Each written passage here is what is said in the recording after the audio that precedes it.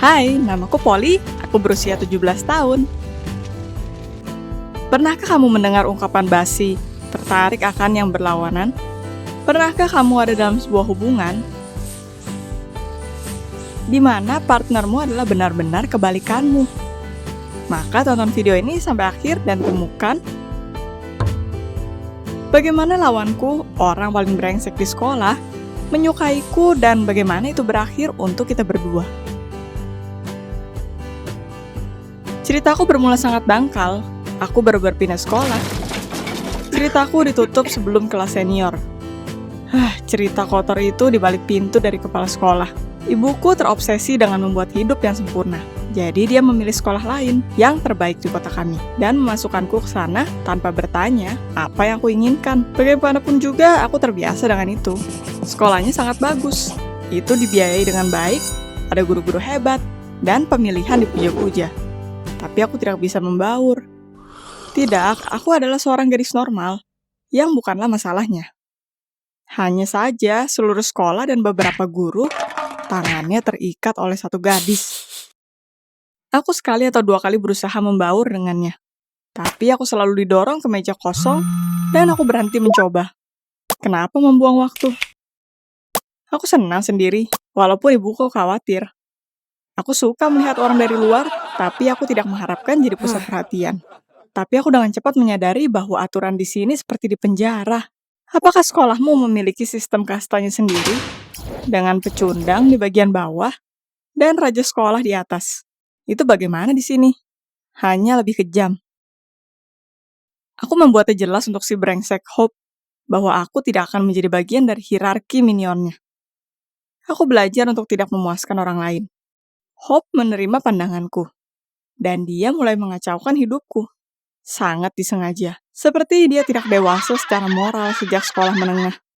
Beberapa kali ranselku dipenuhi dengan lendir, yang jatuh menjadi gumpalan yang menjijikan dan licin, dan menutupi semua di sekitarnya. Baju renangku juga ditusuk di kolam renang, dan aku rutin mendapatkan pesan imut, "Halo" dari Hope, di belakang punggungku dengan penjepit kertas. Tapi aku lebih terpukau daripada marah akan kelakuannya. Ini, dan contohnya menggantikan buku catatanku dengan komik zombie menakutkan, atau sepatu dipaku ke lantai, adalah ingatan kreatif akan tempatku di gengnya. Tidakkah kamu tahu, anak remaja selalu ada geng, dan Hope adalah pimpinan iblisnya. Mereka memaafkannya untuk segalanya. Aku tidak pernah bertemu dengan orang yang bodoh. Penjahat ini bahkan tidak bisa menggabungkan dua kata di kelas, tapi dia bisa menyumpah dengan mahir. Dan dia berkuasa membela kehormatan sekolah di berbagai jenis pertandingan olahraga, dan senam, dan lari, dan gulat bebas. Sebuah sekolah dengan pendanaan seperti ini terobsesi dengan reputasi. Jadi itu melindungi Hope daripada yang lain. Memaafkannya akan apapun seperti mengejek murid yang lain. Tapi mendekati ujian akhir, tukang bully ini semakin gugup. Itu jelas untukku, untuknya, dan untuk semua orang, bahwa dia tidak akan lulus dengan sebuah nilai minimum. Khususnya di bawah kamera dan dengan pengawasan orang luar. Aku menghabiskan waktu kosongku dengan belajar, dan sering memergoki Hope melihatku dengan serius. Saat itu aku pikir dia hanya cemburu denganku dan nilaiku. Aku ditinggalkan sendiri. Mereka berhenti mengganggu barang-barangku dan menambahkan catatan dan candaan aneh. Sampai tatapan panjang yang tak terbaca. Seperti manisan atau kartu pos kecil yang mulai kutemui di mana-mana. Jika aku lebih pintar, aku akan tahu ini bukan jenis bully. Tapi itu yang terlihat saat itu. Aku bodoh, aku tahu. Dan aku tidak menyadarinya. Aku bekerja keras untuk sertifikatku. Aku tidak punya waktu untuk melihat Hope yang menjadi gugup dengan sangat gila. Para guru mulai menekannya. Ujian mendekati dan masalah sekolah yang utama tidak bisa diselamatkan. Bahkan dengan pencapaian dan penampilan atletiknya. Aku terkejut ketika kita dipanggil ke kantor kepala sekolah. Mungkin itu karena Hope kemarin menyumpahi guru matematika, dan ketika aku membela guru malang itu, dia meneriakiku juga. Kita menghabiskan waktu lama di ruang tunggu, dan lalu semuanya diselesaikan cukup jelas. Pak Nix tertarik untuk memastikan bahwa semua murid dari sekolahnya lulus ujian. dan murid yang terburuk juga. Untuk dipasangkan dengan iblis sesungguhnya, jujur aku tidak tersanjung. Aku sejujurnya mencoba untuk menolak, tapi Pak Nix mengancamku bahwa beberapa nilai kontroversial di sertifikatku mungkin tidak terpenuhi. Tapi Hope senang, yang tidak aku harapkan darinya. Hari pertama di kelas sangat stres.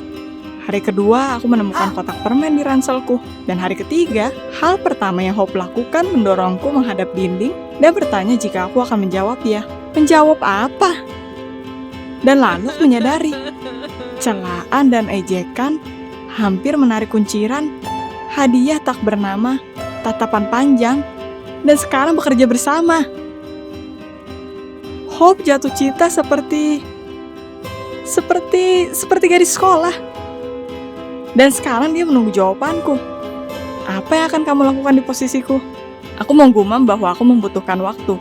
Untuk pertama kali di hidupnya, Hope menunjukkan kebijaksanaan dan berjanji untuk tidak membahasnya lagi sampai aku membuat keputusan. Dan setiap hari setelah sekolah, aku sekarang harus tinggal di kelas kosong dengan Hope, menikmati kepribadian brengseknya. Mengejutkannya, kelasnya sendiri cukup mudah. Kenapa lalu bully jatuh cintaku mendapat nilai jelek? Rahasianya tetap rahasia untuk waktu yang singkat. Ketika kita beralih dari matematika dan ilmu pengetahuan ke literatur, aku memintanya untuk membaca puisi Berryman dari sebuah kertas untuk analisa. Hope segera kehilangan kepercayaan dirinya dan mulai membaca. Dia membaca dengan tekun, tapi setengah kata-katanya berantakan, dan hurufnya hilang dan terbata. Apa kamu mengerti apa artinya ini? Selama masa sekolahnya, bully ini menderita dari disleksia, tidak bisa membaca dengan baik, dan berpura-pura bahwa belajar bukan untuknya. Ketika aku menyebutkannya, Hope membeku dan bertingkah liar. Tapi aku dengan tenang menjelaskan bahwa aku tidak akan membuli seseorang akan penyakitnya. Dia ragu untuk mempercayaiku. Sebenarnya dalam privasi dia cukup halus, bersahabat, dan beberapa saat lebih menyenangkan. Ternyata dia bukan hanya merespon dengan sarkastik, tapi juga menjaga percakapan dengan topik apapun. Bagaimanapun juga rahasia kami, pengakuan kami tidak lengkap, berada di antara kami, mempersulit komunikasi. Aku tidak bisa memutuskan jawaban apa yang akan kuberikan pada Hope. Tidak, aku mencoba untuk membiarkan Hope tahu bahwa dia mungkin salah tentang apa yang dia rasakan untukku. Tapi aku tidak berpikir bisa mengerti pembulian jatuh cinta. Tapi di satu titik situasinya tak ada harapan. Aku diserang oleh bully yang sesungguhnya. Bukan anak sekolah dengan lendir, tapi orang brengsek yang sesungguhnya. Aku tidak tahu apa yang akan terjadi padaku. Tapi Hope, malaikat pelindungku yang mengejar pengakuannya, ada di dekatku. Apa yang bisa seorang gadis dengan mood buruk lakukan melawan 3 orang dewasa? Banyak hal. Dia berteriak dan menyupahi mereka, meluncurkan pukulannya, dan melemparkan dirinya ke salah satu atau yang lainnya. Tentu saja dia dijatuhkan dan dipukuli, dan aku takut bahwa dia akan dipukuli sampai mati. Tapi ketakutan lebih lemah dari kenyataan dan aku bisa menghubungi 911.